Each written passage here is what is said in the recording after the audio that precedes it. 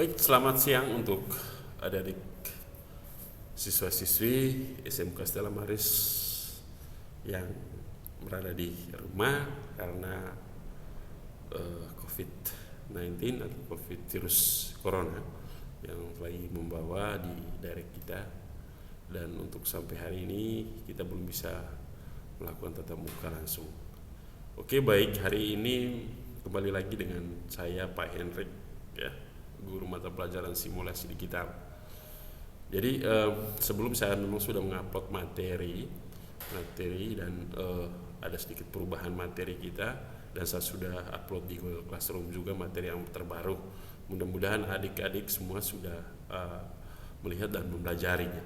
Oke, hari ini adik-adik saya mau menjelaskan tentang bab 2, ya, penggalian ide, ya. Penggalian ide itu adalah tema besarnya.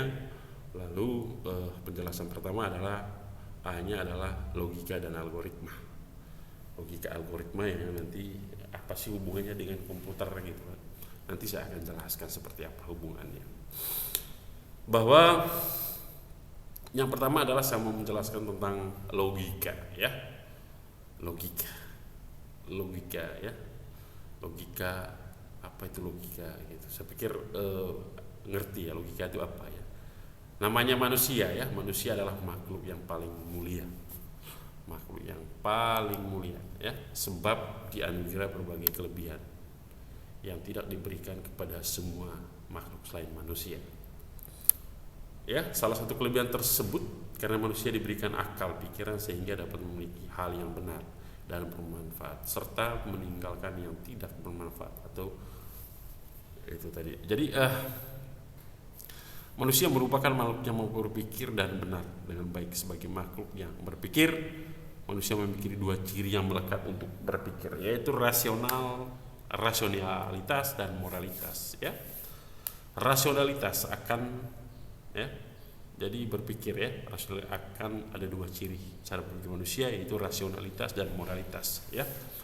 Akan menurut manusia untuk bertindak menurut pikiran dan pertimbangan yang logis, itu rasionalitas. Sedangkan moralitas akan mendorong manusia untuk berlaku sopan santun, ya, sesuai dengan etika dan norma yang berlaku.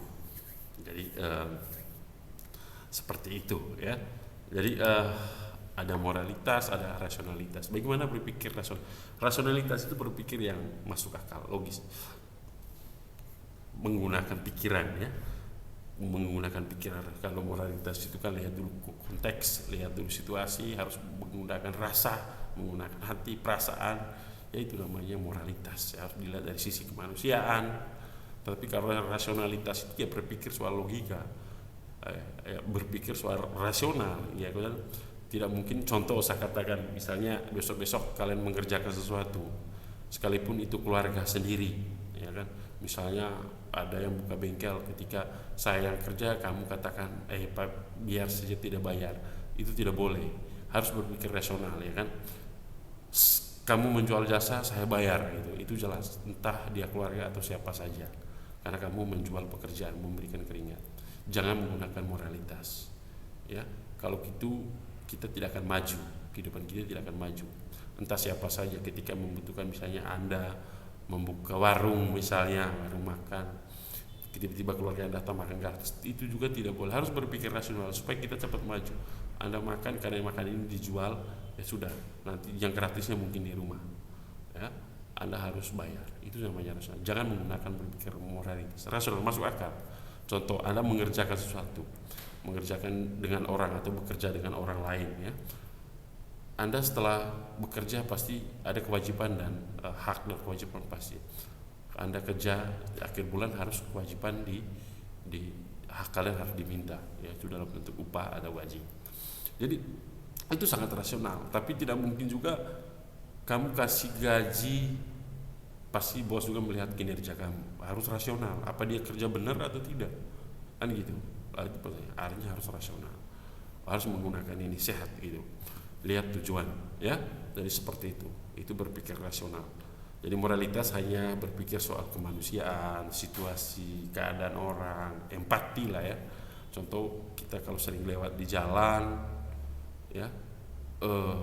Tiba-tiba orang itu kita tidak kenal, ya kan, ada lihat ada yang meninggal dunia, jadi pasti kita memberikan rasa berpikir moralitas, muncul rasa moralitas kita, akan otomatis rasa moralitas akan muncul, kita memberikan sumbangan atau doa, ya kan, doa di situ namanya Anda masih berpikir moralitas Anda masih ada, masih melekat pada diri Anda, bukan rasional, ya. Kalau rasional itu kan saya beri ini, kamu beri apa saya, kan begitu, itu sangat rasional, masuk akal. Jadi seperti itu adik-adik, ya. Jadi itu tadi saya mau jelaskan itu. Jadi logika, ya, logika identik dengan masuk akal, ya. Jadi dengan penalaran adalah salah satu yang masuk akal, ya. Penalaran adalah salah satu bentuk pemikiran adalah pengetahuan tak langsung yang didasarkan pada pernyataan langsung.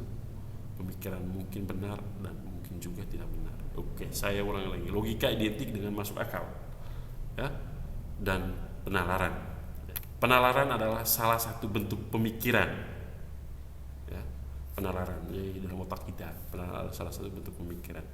Pemikiran adalah pengetahuan yang tak langsung yang didasarkan pada pernyataan langsung pemikiran. Mungkin benar, mungkin juga tidak benar. Otak kita ini pasti bekerja, ya. Pemikiran kita pasti bekerja. Ketika ada sesuatu yang harus dilakukan, pasti otak kita bekerja. Kadang-kadang pemikiran kita itu benar, kadang-kadang juga salah. Tidak semuanya apa yang kita dalam otak kita itu dibenarkan, ya. Jangan membenarkan diri kita sendiri, itu juga tidak baik, ya. Jangan sampai juga pemikiran kita itu salah, itu belum kita baik. Tapi pemikiran itu tetap berjalan, ya. Lalu definisi logika sangat sederhana, ya, yaitu ilmu yang memberikan prinsip-prinsip yang harus diikuti agar dapat berpikir valid menurut aturan yang berlaku. Jadi sekali lagi definisi logika sangat sederhana, yaitu ilmu yang memberikan prinsip-prinsip yang harus diikuti agar dapat berpikir valid, berpikir yang benar, pas gitu, bukan berpikir yang di luar ekspektasi, di luar harus benar-benar valid, hanya punya data yang menurut aturan yang berlaku. Oke, pelajaran logika menimbulkan kesadaran untuk menggunakan prinsip-prinsip untuk berpikir secara sistematis. Jadi pelajaran logika ini menimbulkan kesadaran. Jadi kita akan sadar untuk menggunakan prinsip-prinsip untuk berpikir secara sistematis, terstruktur, ya. Berpikir secara sistematis. Mulainya harus dari mana? Misalnya contoh, Anda harus berpikir dulu, belum tingkat aksi, ya, belum ke aksi, belum perbuatan, tapi berpikir. Hari ini saya mau masak atau membuat kue. Itu dalam pikiran, logika. Tentu terpolah dalam pikiran Anda, apa yang harus saya kerjakan? Oh, ya harus saya kerjakan, ya, siapkan bahan mungkinnya, apa kue apa yang harus saya buat, gitu kan. Gimana cara membuatannya, apakah membutuhkan pertolongan orang lain atau pihak lain, apa alat yang disiapkan. Jadi contoh Anda saja mengerjakan tugas, pasti harus berpikir hari ini saya harus kerja tugas ini dengan caranya seperti ini. Berpikir itu masih berpikir, belum aksi. Nanti aksi itu kan pelaksanaan, eksekusi, ya. Jadi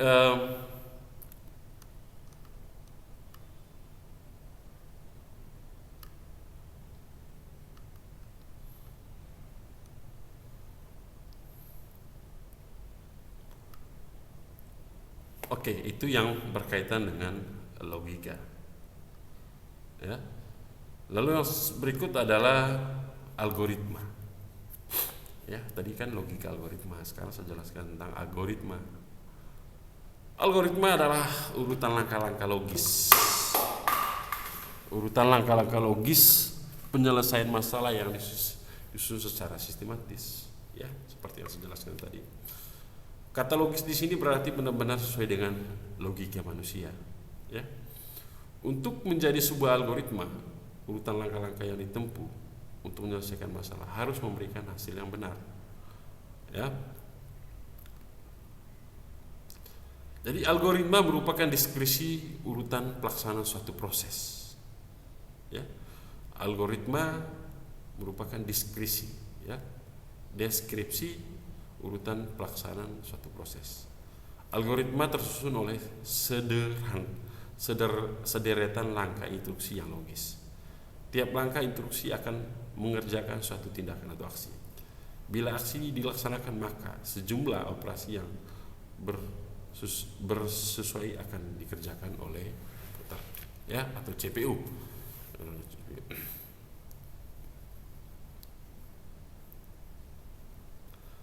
Hal yang harus dipenuhi dalam membuat algoritma, ya.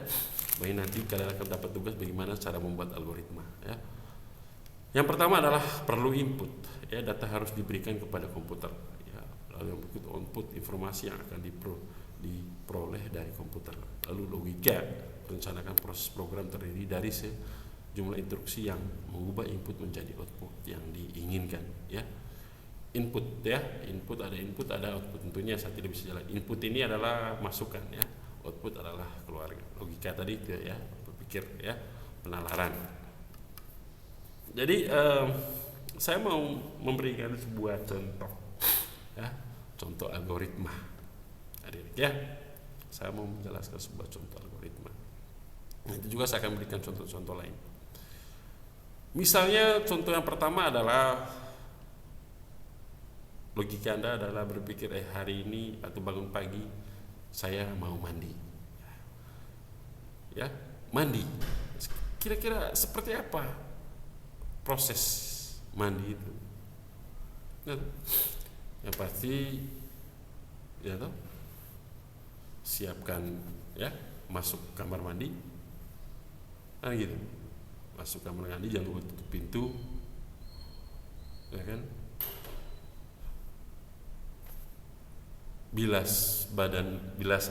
Bilaskan air di badan, sabun, setelah itu sabun lagi, limbah, dan seterusnya. Saya pikir kalian mungkin setiap hari mandi, tapi Anda bisa mendeskripsikan tidak, itu maksudnya algoritma. Anda bisa menjelaskan tidak dengan benar, dengan sistematis yang kalian kerjakan di rumah, kan begitu. Itu algoritma. Jadi apa yang Anda kerjakan harus bisa dijelaskan, dideskripsikan dengan baik. Misalnya Anda mau bantu orang tua, mau mengerjakan orang tua, mau membantu pekerjaan orang tua, ya, mau membantu pekerjaan orang tua, ya, sorry. Jadi tentu misalnya pekerjaan Anda adalah memasak di rumah. Anda bisa menceritakan, misalnya Anda mau masak sayur tumis. Bagaimana Anda bisa menjelaskan itu?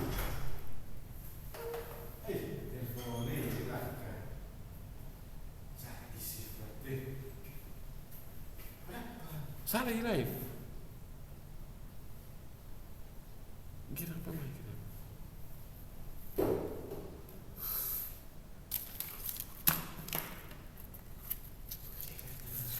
Tes aja.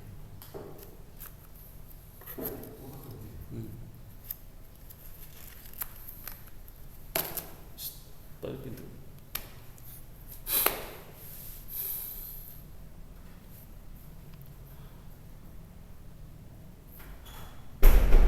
Oke, baik, kita lanjut. Saya mau memberikan contoh tentang algoritma, ya, atau susunan langkah yang sangat berurutan. Jadi algoritma itu menjelaskan tentang susunan langkah yang berurutan sebuah kegiatan, sebuah kerjaan kalian, sebuah pekerjaan yang Anda kerjakan. Bagaimana Anda menceritakan, mendeskripsikan itu dengan benar, dengan baik, dan istilahnya harus masuk akal. Itu. Contoh mau masak sayur tadi yang saya katakan contoh, ya, mau masak sayur tidak mungkin langsung dihidangkan, tentu ada proses, ya kan, ada proses. Jadi saya mau menganalogi atau mencontohkan sebuah algoritma yang benar. Jadi ini sebuah contoh. Pertanyaannya adalah ada 2 buah gelas. Jadi katakanlah ini adalah gelas, ya, ini adalah gelas. Satu yang berisi teh, misalnya ini yang isi teh. Ini isi teh dan ini adalah isi kopi, ya. Bagaimana caranya bagaimana cara menukar isi masing-masing gelas, isinya, ya, menukar isinya. Itu artinya yang berisi teh tukar dengan masukkan di gelas yang berisi kopi. Jadi hasilnya nanti gelas yang berisi kopi tadi sudah berisi teh. Lalu gelas yang isi kopi tukar dengan masukkan di gelas yang berisikan teh. Kira-kira caranya seperti apa? Ya, ini menurut saya, dan ini sangat masuk akal, ya. Ini sangat masuk akal, ya.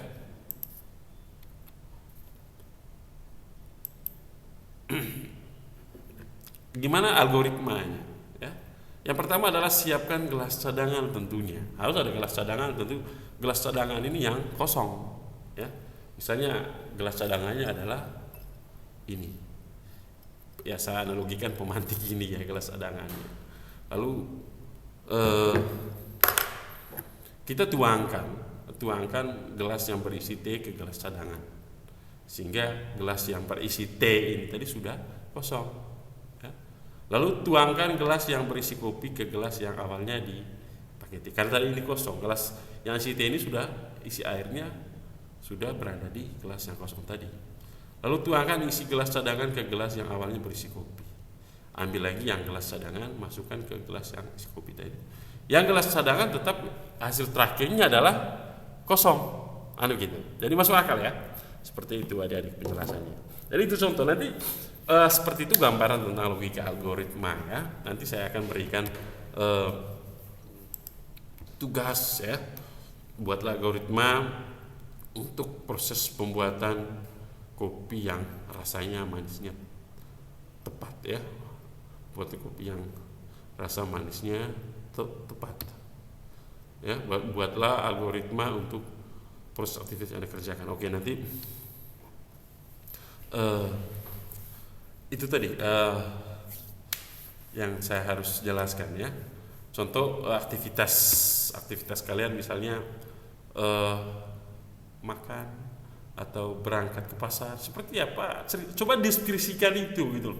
Mulainya dari mana sampai ke pasar, apa yang Anda lakukan, harus bisa dideskripsikan itu, ya.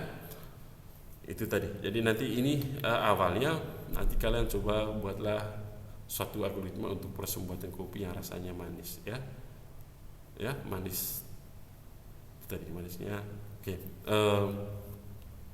Seperti itu. Baik adik-adik, itu saja penjelasan tentang logika algoritma. Nanti selanjutnya kita akan jelaskan namanya bagan alir, ya, seperti apa bagan alir. Hari ini kita sampai di sini dulu yang berhubungan dengan pengalihan ide bab 2 tentang logika algoritma. Terima kasih. Nanti kalau ada pertanyaan silahkan masuk di classroom di bagian forum. Saya akan menanyakan tentang algoritma yang saya sampaikan. Oke, terima kasih dan selamat siang. Semoga kalian tetap sehat, ya, memberikan yang terbaik untuk orang-orang di samping kalian, keluarga kalian, ya. Jadikanlah kalian sebagai generasi yang bisa diberi contoh oleh orang lain di kampung, ya. Jangan membuat persoalan-persoalan atau masalah di kampung, ya. Tunjukkan bahwa kalian adalah siswa-siswi yang baik, ya, siswa-siswi yang bisa diteladani oleh siapa saja. Itu harapan besar kita. Mudah-mudahan virus ini sudah bisa selesai supaya kita langsung tatap muka, ya. Tatap muka. Saya juga mau melihat kegirangan kalian di sekolah. Sudah lama tidak bisa melihat siswa-siswi. Mudah-mudahan nanti ini menjadi mudah-mudahan ke depan kita doakan bersama bahwa cepatlah berlalu, gitu, wabah yang. Oke, itu saja yang sampaikan. Salam untuk kedua orang tua, keluarga semua yang ada di rumah. Selalu belajar dan salam perjuangan. Terima kasih. Selamat siang.